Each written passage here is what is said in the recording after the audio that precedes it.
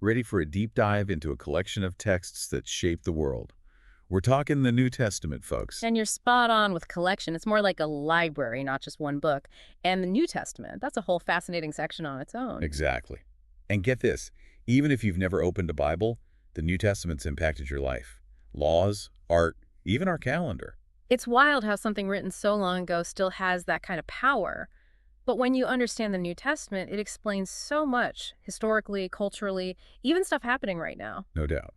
So in this deep dive, we're breaking down the need-to-know stuff about the New Testament, how it's structured, the big ideas, how it links back to the Old Testament. Think of it as a crash course, but one that'll probably leave you with more questions than answers. For sure.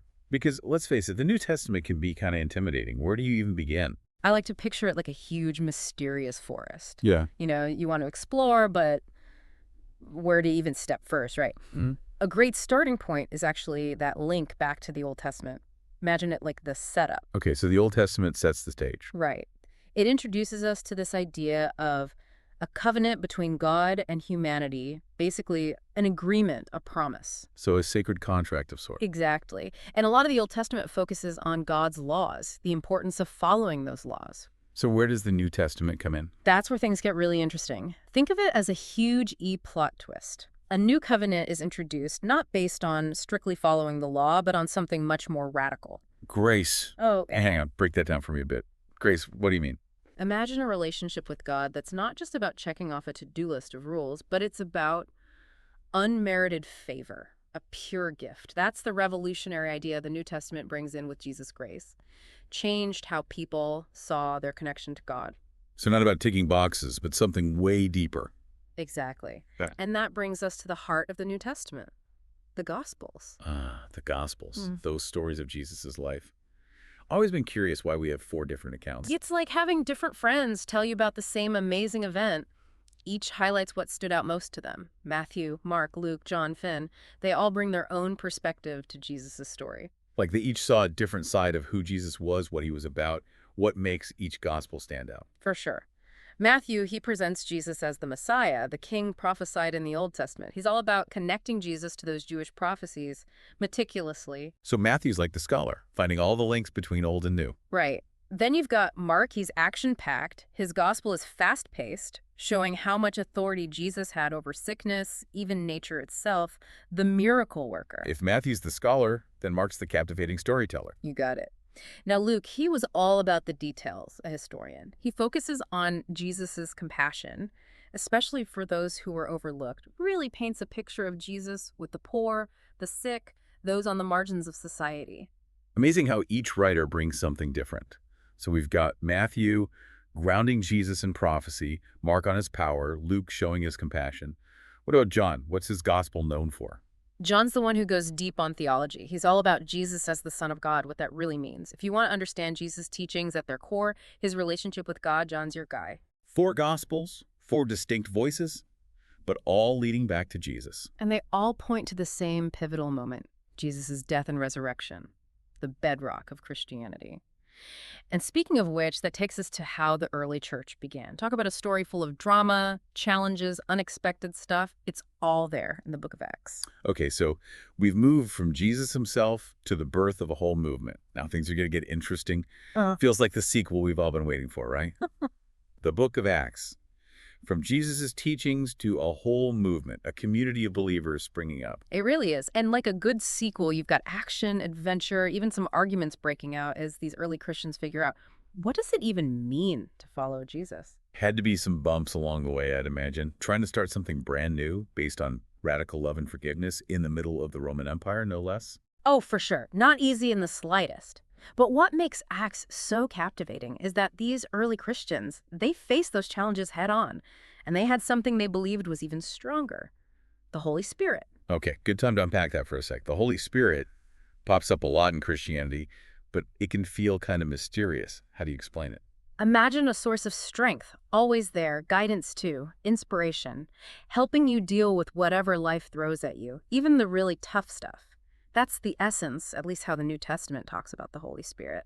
And in Acts, we see it empowering those early Christians to spread their message, hope, love, even when people were pushing back hard. Like their internal compass when they were in totally uncharted territory. Exactly. And one of the best stories in Acts has got to be this guy, Saul, who we know as the Apostle Paul later on. Total transformation, that one. Oh, yeah.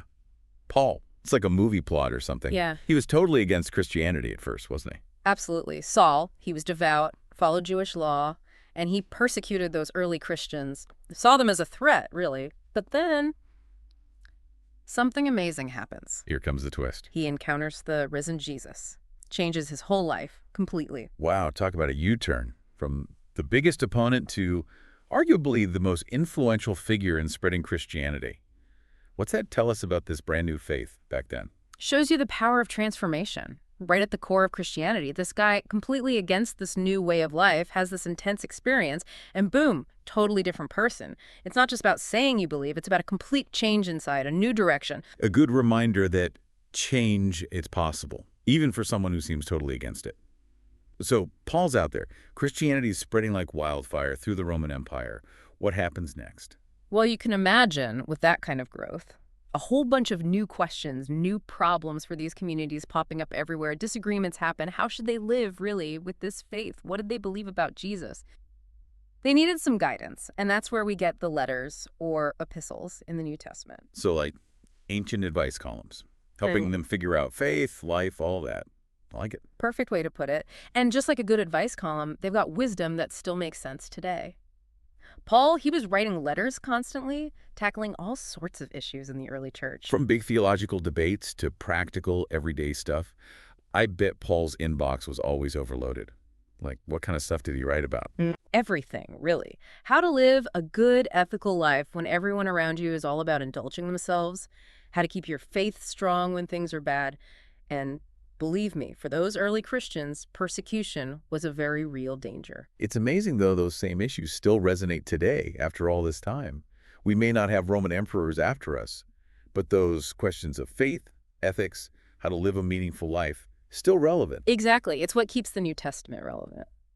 Now, on top of Paul's letters, we've got letters from other big figures, James, Peter, John, Jude, each one offering their own take on things. It's like having a bunch of different mentors, right? All with their own experiences to share. What were some of the big themes they were exploring?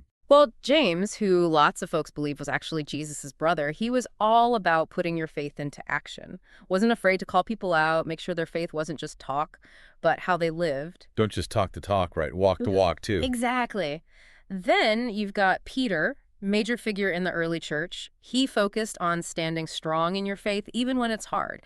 He knew firsthand what it cost to follow Jesus, encouraged those believers to support each other, lift each other up. Like he knew the tough times were coming and wanted to prepare them to face it together. What about John? What was his thing? John's all about love, like real, transformative, self-giving love. He believed that's what being a Christian was all about.